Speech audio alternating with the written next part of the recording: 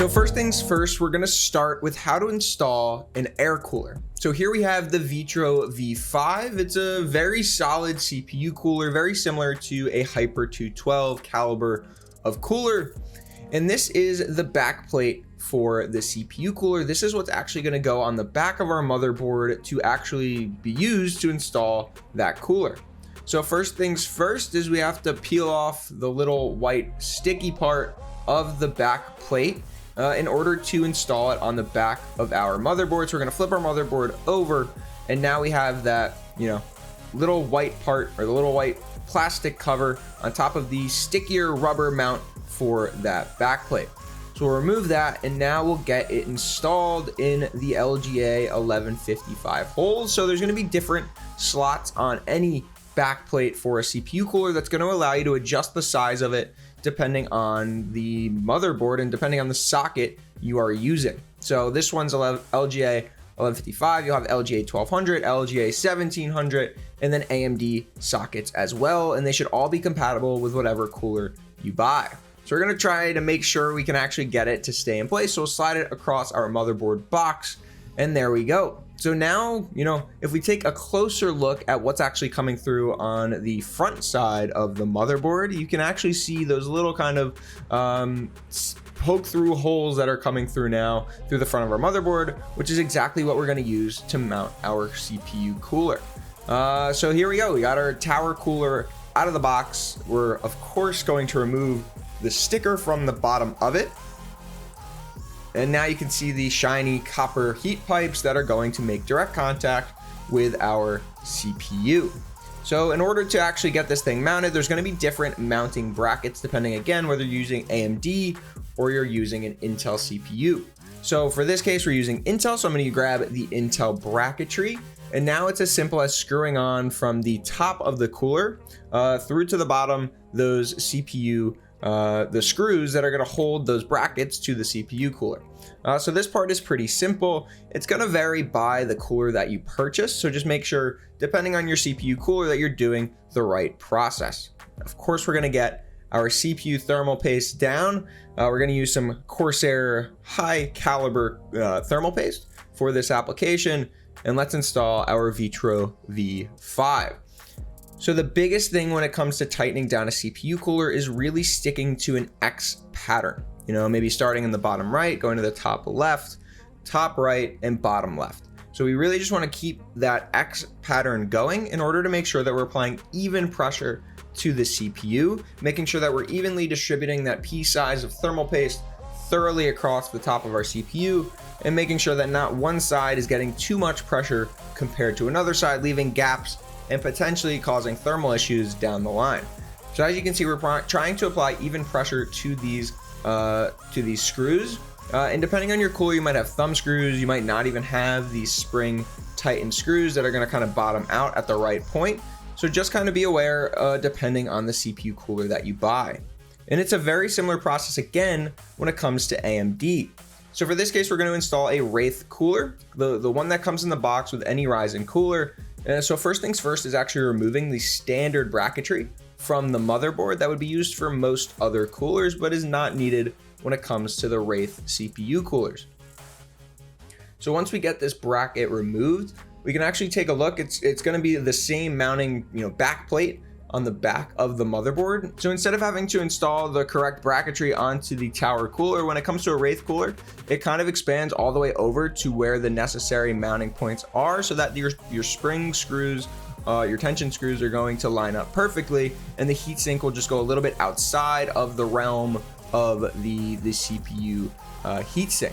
So overall, you just want to kind of apply, again, even pressure, tightening in an X pattern to make sure you have that even pressure applied. But for this build, we're not going to go with an air cooler. That was just for demonstration purposes.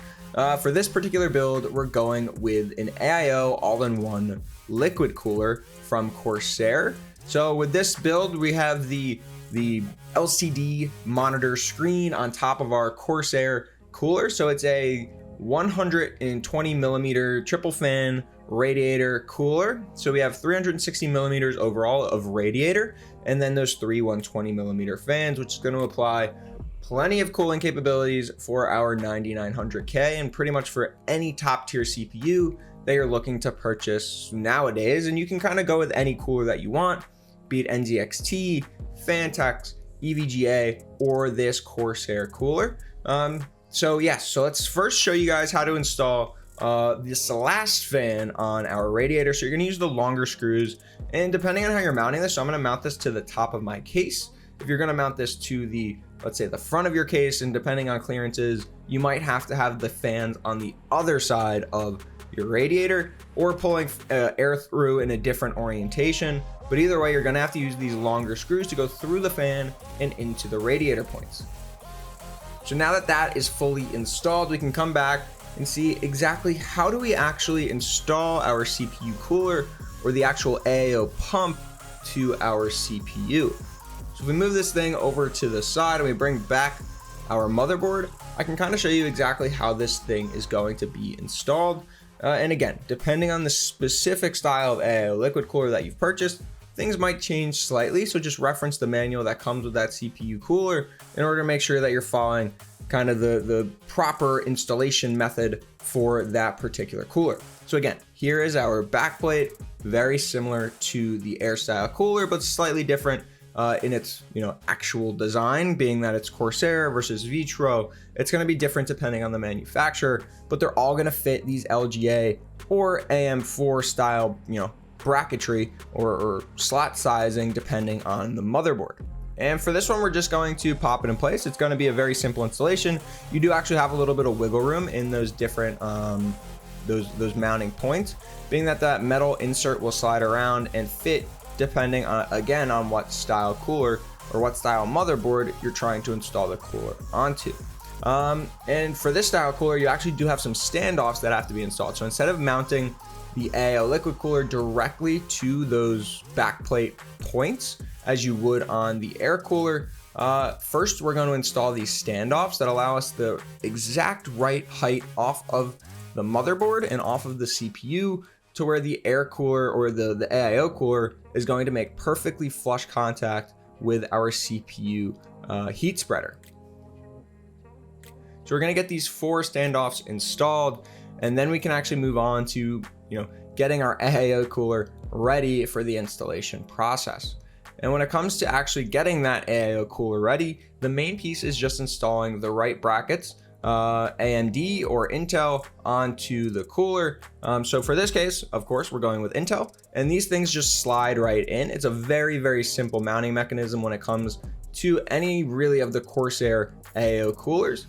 So we get this thing, we get those brackets slid on, and now it's as simple as making sure we're lined up and thinking about the proper installation. So I've moved the radiator to the top of my motherboard, which is how it's going to be in my case. And this lets us see exactly how we need to align our hoses, our wires, to make sure that we're going to have good clearance, and then we're going to be able to actually install this thing once we get it inside of our case.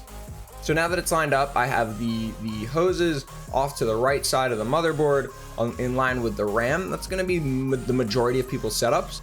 And this is going to be the standard mounting mechanism or mounting orientation for this AIO cooler, but you can actually flip around the LCD screen inside software if you did need to mount it in a slightly different orientation depending on your case's setup.